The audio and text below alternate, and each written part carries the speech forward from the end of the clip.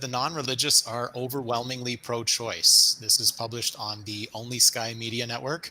It was written by Adam Lee, and it was published on May 15th, 2022. Now, this isn't the point of the discussion here tonight, but I just want to make a note for any of our viewers, because they might find it interesting. Only Sky Media is a site that grew out of the decision by Patheos to censor negative or critical posts on religion.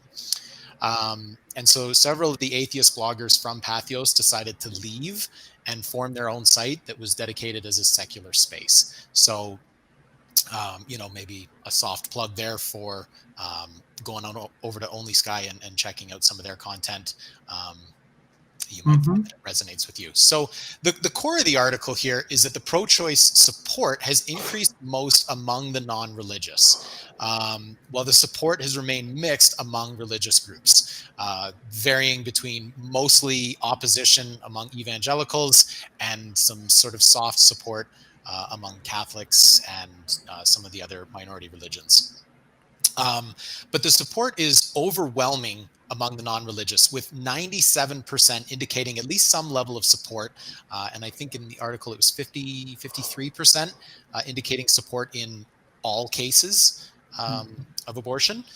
The article mentions that really the only answer to why this level of support exists is because all arguments against abortion are inherently religious arguments. And then obviously these arguments don't resonate with the secular community. Hence their support for the pro-choice. So I'm going to open this back up. Malty, what are your thoughts on this? Thanks.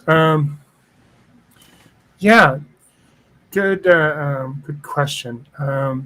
As one of the people that this does not directly affect, as I do not have a uterus, as neither. I really don't know what to say. It makes perfect sense to me. Everything that what I've read in the article and the linked Pew Research study that came out, was able to peruse that a little bit, and I guess it in no way surprised me. What I did find was that it becomes more and more apparent that when people are educated on the reality of biology, on the reality, or just have a broad education, I think I saw some of that where the shift away from the religious thoughts or the ability for religious reasoning to actually take hold is diminished so much. Again, of course, it was not at all surprising to me that women were more pro-choice than men, and those from 18 to 49 years old were more pro-choice than, or women 18 to 49-year-old were more pro-choice than women 50 and older. So, other than that, I really don't know what else to say. Kelly? Josh? The one thing I'd push back on, and I agree with this article for the most part, and I am definitely pro-choice, but it says there's no secular argument for pro-life or anti-choice movements. I think that's just overstating it a little bit, because I don't want us to come off unprepared for when these kinds of arguments happen. And people, they're not good arguments. Don't get me wrong. I'm in no way say that these are good arguments, because bodily autonomy is something that I cannot see an argument that overcomes that in any kind of way. But there are arguments, like people like to claim that it's murder or something like that. And those are people that are uneducated about what abortion actually is, and that it's termination of a pregnancy, not termination of a fetus. So you just got to be prepared for arguments, not good arguments, but there are secular arguments that can be used to go up against Roe v. Wade, that you just got to be paying attention to. You don't write it off completely, because Otherwise, you're handing them a win if you're coming off like, oh, it's only the Christians, and then somebody comes up to you and goes like, oh, I'm not a Christian. I believe it for whatever dumb reason they come up with for that they think overcomes bodily autonomy, and that they think they can force a woman to be held. It feels like held hostage for 9 months by something in their body, and they think that their argument can overcome that. I don't see it how it does. What about you, Kelly? No, you're absolutely right. The numbers didn't surprise me at all because everybody knows all the cool kids are non-religious, right? I was a little surprised at how much the change is only after 10 years, although it was hard for me to believe that it wasn't higher back in 2012. So that kind of really surprised me. What this tells me is that we need to be out there standing right next to these women that are standing up for themselves and their rights. Apparently the vast majority of us already agree with them. And now it's time to stand up. Now it's time to stand up with them. Don't be afraid to stand up as an atheist either. If you have a local atheist group or community, wear t-shirts, wear buttons saying who you are. Go out there and support these women. Show the community that we aren't afraid to stand up for what is right. And as a group, we can be counted on as allies. And by doing this, we're not only showing that we are good allies, but that we're worthy of having allies when we're going to need them ourselves. And that might just happen if more and more people like McGeechan keep getting voted into power. Do you think these Christian nationalist warriors are going to let us be atheists if they take over and institute some far-right Christian religion as the state religion? It's not going to happen. I mean, this is a real threat to us too. And we need to build our allies by being allied to people of like-minded. I'm not saying that they're going to take over the government, but that chance is always there unless we don't get up and do something and stand up. And I realize everybody doesn't have all the time to do it, that everybody doesn't have money to contribute a lot, but every little bit helps. I mean, you're all familiar with the butterfly effect from chaos theory, in which a small change in one state affects a larger change in a later state down the road. Be the butterfly. Be the butterfly beating that wing. And if we can get 1 million butterflies, we can create a hurricane. Oh, that's an important point, Kelly. And that's actually something that was missing from this article was the fact that not only is the proportion of the nuns, NONES, that are supporting choice is growing, but the overall proportion of nuns in the population has grown as well. So if you go to Gallup and you look at their religious survey, you'll see that nuns represented 14% of the population when this initial survey was done in 2012, and that figure is now up to 21% as of 2021. So not only are more people not religious, but that share of non-religious people is more supportive of the pro-choice movement. So we have a larger proportion supporting pro-choice of a bigger slice of the pie. There's a couple of other numbers here that maybe I can just pass on real quick from the Gallup survey. So over that same time period from 2012 to 2022, religious membership dropped from 59% to 47%. Regular religious service attendance, which they would classify as attending a religious service in the last 7 days, dropped from 40 to 29%. And individuals identifying as evangelical have dropped from 41 to 36%. So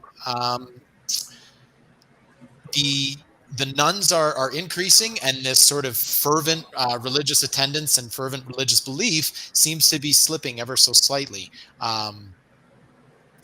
So we're starting to try to counter a loud minority.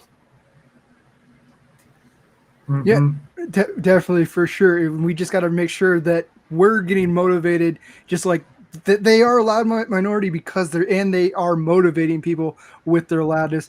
We got to be just as loud as they are. Maybe not as obnoxious as some of them choose to be, but we got to be like getting our voices heard on this kind of thing. I'm lucky that I live in California. I don't have any of the women that I know that are currently in danger from how Roe v. Wade is going. But we need to be, even in California, I've been putting my money out to help anybody else out that needs to be able to get an abortion. I'm going to do whatever I'm actually able to do to help people get those those kinds of services that they need.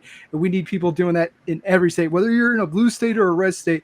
You got to be active on this and keep your eye on how they're trying to take things, because Roe v. Wade is just the first step in what they're trying to do. So there's talk that they could be going after the LGBTQ community. They could be going after contraceptives. We got to be like on the ball on this before they can snowball all this horribleness onto the country. One thing that I wanted to reiterate is one of the things that the Pew study highlighted is the difference in education and the views. They say it's not as large as the Christian non-Christian divide, far as pro-choice versus pro-life, but nearly as much. 63% of postgraduate education, people with postgraduate education, would say that they are pro-choice, and that 37% for pro-life. So when you look at the figures for the people with no college education, it's pretty much just a flip the opposite direction. 20-point lead for pro-life people.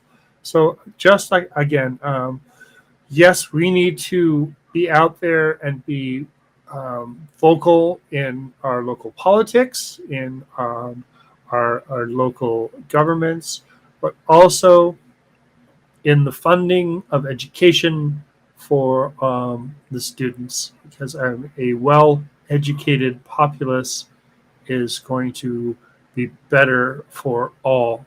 We will have more doctors, we will have more professionals that can continue to help our society become a better place to live.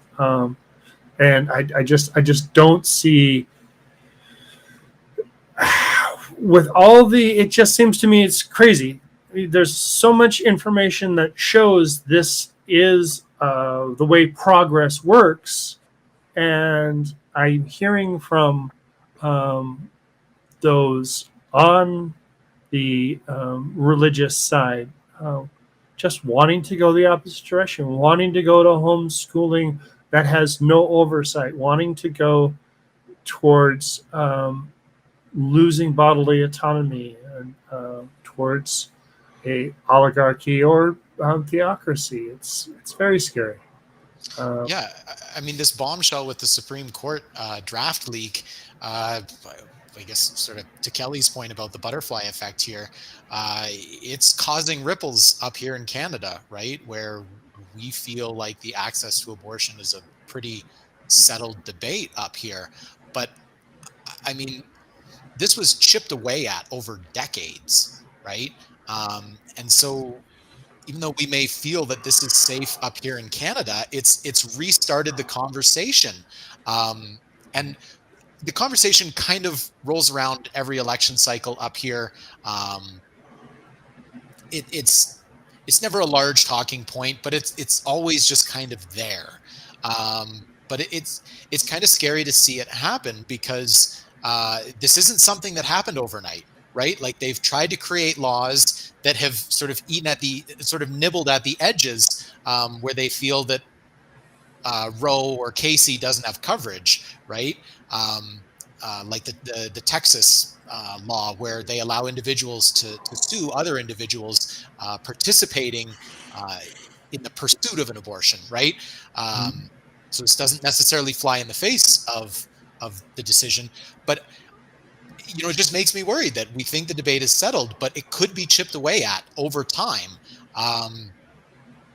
So we need to stay vigilant in regards to this. Yeah, like this didn't even used to be an issue in the United States for a while. The Republicans started weaponizing abortion and stuff like that into their politics, and now it seems like it's ingrained within Christianity. Even though there's people can I keep seeing people point into the Bible and show that life doesn't start until first breath and stuff like that, which I'm not a Bible expert, but people can read into it either way they want on this.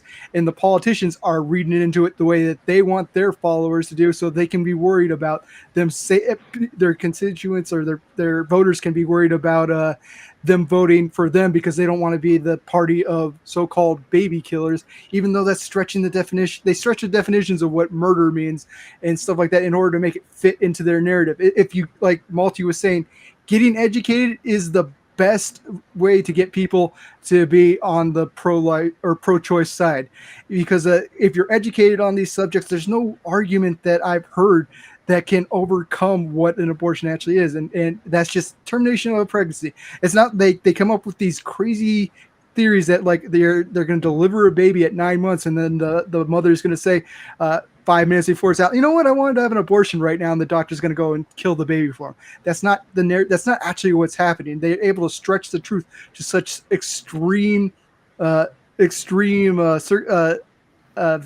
stories because people aren't educated on the subject, and they don't and they're believing anything that their side is telling them on it.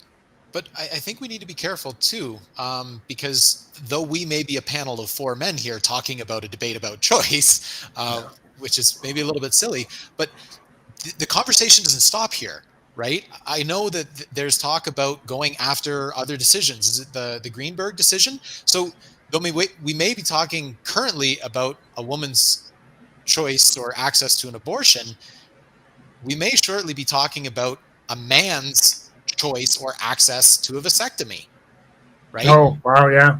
Right. And so now this is a question of, is that your right to decide what men want to do with their bodies? Right. Mm-hmm. Because they're talking about restricting access to contraception. And I mean, a vasectomy is a form of contraception, right? I'd just be surprised if they'd go into the vasectomy area, because the government seems to be mostly men, and I'd be surprised if they take away our bodily autonomy. I don't doubt that they'll go after condoms and birth control pills, but I think a lot of the people in charge, they understand bodily autonomy when it comes to them. I'm not 100% sure, but I do think that they definitely skew more towards their own self-interest over a lot of women's interests or people with uteruses interests. Mm-hmm. That is true. Just a side note, a non-hormonal pill for men's birth control is in the making. Was this March 23rd. It has passed safety checks, I think, in a phase 3 trial. So hopefully that will not go the same way as the morning after pill or the methylprednisolone, the abortion 2-pill cocktail that or the whatever they call it, the medical abortive substances that are now available. I mean, I could see that as coming down the line. Now they'll be restricting the ability for prescribers to prescribe medications that they do not feel goes against their faith. I mean, I don't know what that would be. Very, very scary. Well, I wanted to talk about one other thing here tonight. I don't know. Do we have time, Malty? Yeah, I think we do. Okay. When we talk about the abortion debate, I always like to mention Joyce Arthur's page. It's titled "The Only Moral Abortion Is My Abortion." You can just Google that and you find the website there. But it lists anecdotes from abortion doctors around the world who recount their encounters with anti-choice women who come in for abortions that they feel justified given their circumstances. It's a great piece. It shows some insights into the thoughts of the opponents of abortion. And many of those who go through the procedure continue to chastise the supporters and practitioners after they've had their own procedure, right? And, you know, I could understand this, right? Like if you somehow, this goes back to our earlier conversation about having non-religious objections to the procedure, right? It's okay if you find the practice itself objectionable, right? If you want to go out and protest this, it's okay. But at the end of the day, these women went through the procedure themselves. They took advantage of having that access. So if you want to oppose that practice, it's fine, but just continue to make the practice available. But looking at this draft opinion, it doesn't look like that's going to be the case very much longer. Yeah, well, we'll go send it back down to the states. I have been very thankful that the state that I live in is very supportive of the rights of the people that live here, no matter what their genitalia happens to be. So that's a good thing, at least in my area. Then again, I don't live in the deep south, and I really do feel sorry for those people, or I shouldn't say feel sorry. I feel for them, and would like to do whatever I can to help out. So that's one of the reasons I'm here. Yeah, and Rex was 100% right, like about them justifying their own stories, and that's why the people in power, they don't have to worry about their own home life when it comes to abortion access and stuff like that, because they're always going to have the money to fly somewhere where they can get this procedure done. Even if it goes out throughout the entire country, they'll find some way in order to get it done for their rights. Well, it's a matter of the people that are voting for them have got to be looking into their interests and looking into getting themselves protected more than the people that are enacting it in a Supreme Court or something like that. I think you were going to say I was wrong about something, Rex. No. To your point, I think Canada's actually opening itself up to individuals from the States who want to come north for an abortion. They're going to accept them as patients. So, to your point, not everybody has the ability to do that, right? Yeah. Like think of somebody who's in some of the southern states. If they can't afford a flight out of a rural town in a southern state, it's a long drive. You want to drive from Florida, it's 20 hours, right? So sure. It's not easy. Yeah, it's not a viable option for everybody. Some people, they can't even get the time off work to fly to Canada for an abortion because they need the money that bad. So that's plane tickets and on top of the work missed. It's not available for everybody. It's available for very privileged people. They'll be able to take care of it, and they don't have to worry about these issues so much. The draft opinion too, it contains language about units of babies or something like that.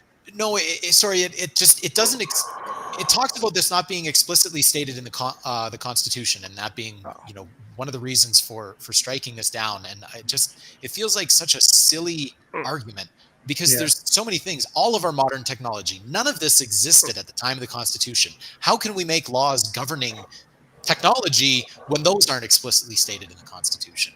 Yeah.